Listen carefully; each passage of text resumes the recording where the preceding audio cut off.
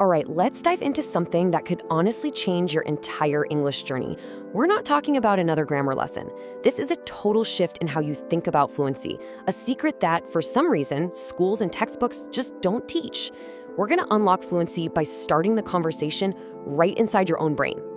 Have you ever wondered about this? You see someone speaking English just so naturally, and then there are others, maybe you've been there yourself, who just freeze up.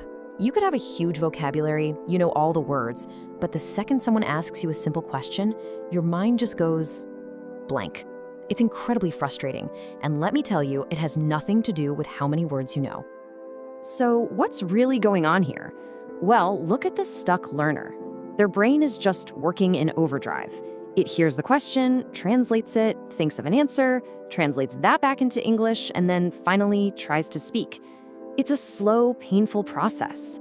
But the fluent speaker, it's like they skip all those steps. The response is just there. It's immediate. It's natural. How do they do that? Well, the secret isn't about having more words or perfect grammar, and it's not even about speaking out loud more often, at least not at first. The real secret is all about where the conversation truly begins, and that place is right inside your own mind. You see, fluent speakers aren't just reacting. They're not starting from scratch when a conversation begins. The truth is, by the time they open their mouths to say something, the conversation has actually already happened. That's right, they've already rehearsed hundreds of little thoughts, opinions, and sentences silently inside their own heads all day long. So here's the big takeaway. If you want to speak English fluently in the real world, you absolutely must first learn to speak English fluently inside your mind. And that brings us to the core of this whole thing, thinking in English. Now, this isn't some 30-minute study session you schedule in your calendar. No, this is about building a habit. It's about making English the default language for your inner voice, for your thoughts, for your observations, for your feelings. You're literally rewiring your brain. So how do you actually do that? Rewire your brain sounds pretty intense, right?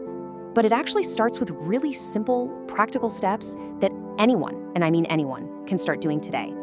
Let's break down the first and maybe the most powerful technique. This is your foundation. It's so simple. Every 10 minutes or so, no matter what you're doing, just think one simple English sentence in your head. You might look around the room and think, there are so many people here. That's it. You're done. 10 minutes later, maybe you think, I feel sleepy right now. It's not about being perfect. It's all about consistency. You're building a new mental muscle. And once you get comfortable with that, you can expand it. Start narrating your life. It's like you're the star of your own movie, providing the voiceover. The moment you wake up, you start a silent commentary. I'm opening my eyes. Oh, it's too bright. While you're making coffee, I'm hungry. Let's make some toast. You see, you're no longer just learning English, you are living in English. And this is the real beauty of this method. You don't need to find extra time in your day. Just like it says here, your life is your classroom. Your commute to work, washing the dishes, waiting in line, all of it becomes your practice time. English becomes a soundtrack to your life, not some subject you have to make time for. Now, if you're a numbers person, check this out. Let's say you have just 10 of these little thoughts a day, and you repeat each one in your head, say 5 times, just to make it stick. That's 50 mental repetitions every single day. Over a month, that adds up to 1,500 mental rehearsals. 1,500! At that point, your brain has no choice but to start making these phrases automatic. Okay, so once you've built that foundation of just narrating your thoughts, you can level up. You can move on to more advanced mental training. This is where you go from just observing your life to having full, dynamic conversations, all with yourself. You can start really simply by just asking yourself a question in your head, the same way you would in your native language. What should I do now? Instead of just thinking a statement, you're creating a little dialogue. This trains your brain to think in questions and answers, to respond, not just observe. And then, of course, you answer yourself. What should I do now? Maybe I'll watch something, but I've wasted too much time.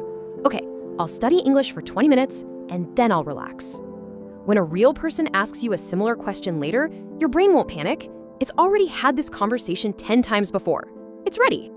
Now here's another advanced technique. Stop translating. Seriously, when you see a cup of coffee, don't think of the word for it in your language first. Train your brain to see the image and connect it directly to the English phrase. See the coffee. Think, I want coffee.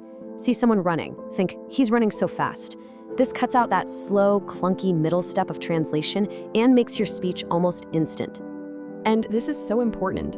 Practice expressing your feelings. Fluency isn't robotic. If you feel nervous, think to yourself, I'm nervous. I hope I speak clearly. If you're happy, I'm feeling so peaceful right now.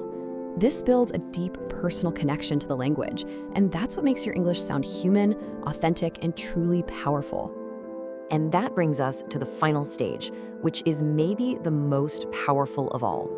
This is where you become your future self. It's where you stop seeing English as just a skill you're learning, and you start making it part of your actual identity. This is such a profound idea, isn't it? Start thinking about your goals, your dreams, your future in English. Ask yourself, where do I want to be in 5 years? And answer yourself in English. When English becomes the language of your biggest dreams, your motivation becomes unstoppable. Quitting English would feel like you're quitting on your own future. So just take a moment and really think about that. The confident person you want to become, the one giving that presentation or traveling the world or just connecting with new people. What do they sound like? They sound comfortable in English, right? And that's because it's the language they've used to build that very future in their own mind. So here's the bottom line. Fluency is not some gift you're born with. It's not magic that happens overnight. It's a skill. It's earned, and it's built sentence by sentence in the quiet, private space inside your own mind when nobody else is even listening. So don't wait for the perfect moment. Don't wait until you feel confident. The confidence comes from the practice, and the practice starts right now with one small, simple thought. So I'll leave you with this question. What's your first sentence going to be?